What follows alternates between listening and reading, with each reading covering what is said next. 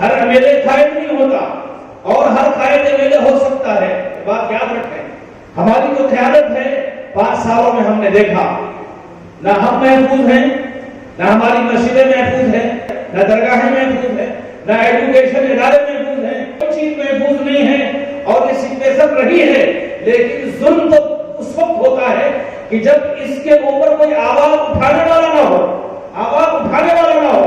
بحث مسجد کے سامنے کیسے نعرے لگے، الجزیرہ ٹی وی والا وہاں سے خبر ریلیز کر رہا ہے، ہمارے پاس سے کوئی آواز نہیں اٹھتی ہے.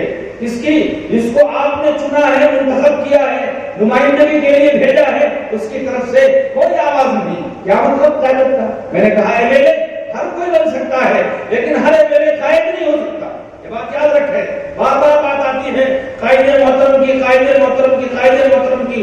لیکن میں سمجھتا ہوں جو لوگ قائد محترم کے نام پر سیاسی روٹیاں سیکتے ہیں وہ قوم اسلام کی روح کو توڑا رہے ہیں. عنوان جو ہے مضبوط مسلم قیادت،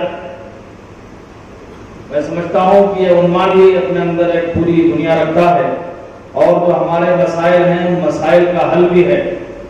لیکن شرط یہ ہے کہ ہم جو ہے اگر لفظ قیادت پر ہی غور کریں تو شاید ہمارے مسئلے نکل آئیں. اس لیے کہ قیادت کی جو خوف ہے وہ قربانی چاہتی ہے اور ہم وہ دینے کو تیار نہیں. بتاتا ہے کہ اس وقت ہم جس سچویشن میں ہیں ہم اس سے خوش نہیں ہیں. پہلی بات، ہمارا شہر اور شہر کا جو حلقہ ہے شمال کا، ہم اس سچویشن سے خوش نہیں ہیں. سیاسی ہو، سماجی ہو، دینی ہو، تعلیمی ہو، جو بھی ہماری ریکوائرمنٹ ہے ملت کی، ہم اس پر مطمئن نہیں ہیں. اس کا نتیجہ یہ ہے کہ ہم جو ہے اس میں تبدیلی چاہتے ہیں اور میں سمجھ رہا ہوں کہ 2 مہینے سے کم و بیش مومنٹ چل رہا ہے تبدیلی کا، اور اس میں ملت ہماری 95% سے زیادہ متفق ہے کہ تبدیلی آنی چاہیے. تو سب سے پہلے ہمیں اس پر فوکس کرنا چاہیے اور اس کے لیے اور بھی اگر پروگرامز ہو سکتے ہیں تو کرنا چاہیے کہ ہمیں ہر حال میں تبدیلی لانی ہے. موجودہ جو سچویشن ہے، قیادت کی کہیے، سیاست کی کہیے، یا ایم ایل اے شپ کی کہیے، یا لیڈرشپ کی کہیے، جو بھی آپ نام دے دیں اپنی اپنی جگہ، اس میں موجودہ سچویشن میں تبدیلی ضروری ہے. اس کے لیے میں سمجھتا ہوں تقریباً لوگ متفق ہیں. اس لیے اس کو اور مضبوطی کے ساتھ اٹھانا چاہیے. پھر اس کے بعد دوسرا مرحلہ آتا ہے مضبوط قیادت کا. مضبوط قیادت کے لیے ضروری ہے کہ ابھی بہت ساری باتیں آئیں.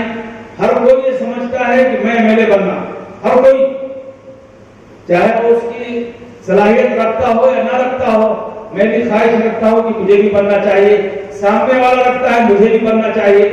سیٹ ایک ہے، انار ایک ہے، بیمار 100 ہیں. اس کا بھی حل جو ہے حل کرنے کا اللہ رب العالمین نے آپ کے پاس بہت سارے پہلو رکھے ہیں.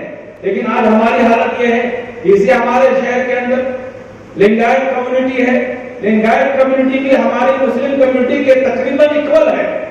ان کے پاس 5 سے 6 7 لیڈران ہیں اور مضبوط لیڈران ہیں. ہمارے پاس جو سچویشن ہے وہ یہ ہے کہ اگر ہم یہ کہیں کہ ہمارے پاس کوئی لیڈر نہیں ہے، یہ بھی شکایتیں کرتے ہیں. ہمارے پاس لیڈران ہیں لیکن ہماری افراتفری کی وجہ سے ہم کسی ایک کو سلیکٹ نہیں کر سک رہے. اس کے لیے ضروری ہے کہ پہلے مرحلے کے بعد تبدیلی والے مرحلے میں سارے لوگ مل کر کوشش کریں، اور یہی جو لوگ کوشش کریں گے تبدیلی والے مرحلے میں، یہی لوگ مضبوط قیادت کی بھی کوشش کریں. 2 لاکھ لوگوں کا سمجھانا مشکل ہے، 4 لوگوں کا سمجھانا مشکل نہیں. حالات ہوگی، ایم ایل اے تو سب بنیں گے، لیکن یہ بات یاد رکھیں ہر ایم ایل اے قائد نہیں ہوتا، ہر ایم ایل اے قائد نہیں ہوتا اور ہر قائد ایم ایل اے ہو سکتا ہے. یہ بات یاد رکھیں. ہماری جو قیادت ہے 5 سالوں میں ہم نے دیکھا نہ ہم محفوظ ہیں، نہ ہماری مسجدیں محفوظ ہیں، نہ ہمارے شاعر محفوظ ہیں، نہ قبرستان محفوظ ہے، نہ درگاہیں محفوظ ہیں، نہ ایجوکیشن ادارے محفوظ ہیں، نہ مدرسے محفوظ ہیں. کوئی چیز محفوظ نہیں ہے اور یہ سچویشن رہی ہے. لیکن ظلم تو اس وقت ہوتا ہے کہ جب اس کے اوپر کوئی آواز اٹھانے والا نہ ہو، آواز اٹھانے والا نہ ہو. بحث مسجد کے سامنے کیسے نعرے لگے، الجزیرہ ٹی وی والا وہاں سے خبر ریلیز کر رہا ہے، ہمارے پاس سے کوئی آواز نہیں اٹھتی ہے. جس کو آپ نے چنا ہے، منتخب کیا ہے، نمائندگی کے لیے بھیجا ہے، اس کی طرف سے کوئی آواز نہیں۔ کیا مطلب قیادت کا؟ میں نے کہا MLA ہر کوئی بن سکتا ہے، لیکن ہر MLA قائد نہیں ہو سکتا۔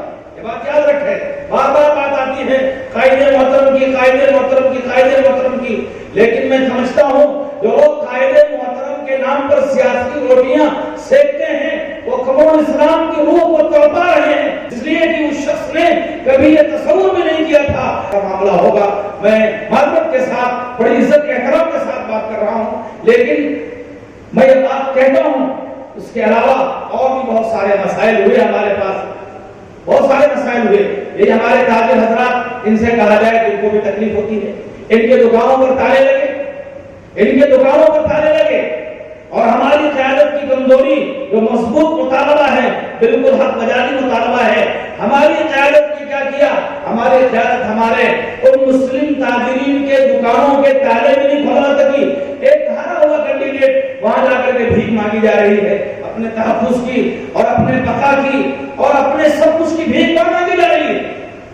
اللہ نے آپ کو امام بنایا ہے، زمین میں خلیفہ بنایا ہے، امامت اللہ نے رسول اللہ کے حوالے سے آپ کو دی ہے، لیکن ہمارے اندر بے ضمیری پیدا ہو چکی ہے۔ اللہ معاف فرمائے، آپ بھی معاف فرمائے، بے حسی پیدا ہو چکی ہے۔ میری اپنی رائے کچھ ہو سکتی ہے، لیکن اجتماعیت کے ساتھ میں ہوں، اجتماعیت کے ساتھ میں بھی ہوں، ملت کے ساتھ ہوں، اس کمیونٹی کے ساتھ ہوں، اور میں بہت کھل کر کے بات کہتا ہوں اور سب کو کہنی چاہیے۔ اگر ہم خاموش رہے اس مرتبہ بھی تو یاد رکھیں ہم غلامی کی زنجیروں میں اور زیادہ جکڑ دیے جائیں گے۔ ابھی تو معاملہ علم کا تھا، افضل پور میں قرآن جلائے جانے کا تھا، اور پھر محبس مسجد گندے الٹی سیدھے غلیظ نعرے لگانے کا تھا، ہماری دکانوں پر کفن ڈالنے کے تھے۔ ابھی تو معاملہ ہمارے وجود کا ہے۔ ابھی وکیل صاحب نے کہا آئندہ اللہ نہ کرے حالات کیسے آئیں گے اور کیا ہو سکتا ہے، اس کے لیے کرنے والی ذات اللہ کی ہے، لیکن اللہ نے اگر دل دیا ہے، حس دی ہے اور زمین دیا ہے تو ہمیں اپنی آواز کو اس سیکولر ملک کے اندر جمہوری تانے بانے میں ہم کو کم سے کم اپنی آواز اٹھانے کا حق ہے۔ ہم آواز نہیں اٹھائیں گے تو اس سے بڑی غلامی اور کیا ہو سکتی ہے۔ ملت کے جو ذمہ دار ہیں ان کی ذمہ داری بنتی ہے کہ وہ اپنا فرض نبھائیں۔ اگر خاموش بیٹھے رہیں گے تو یاد رکھیں آنے والی نسلیں ہمیں معاف نہیں کریں گی۔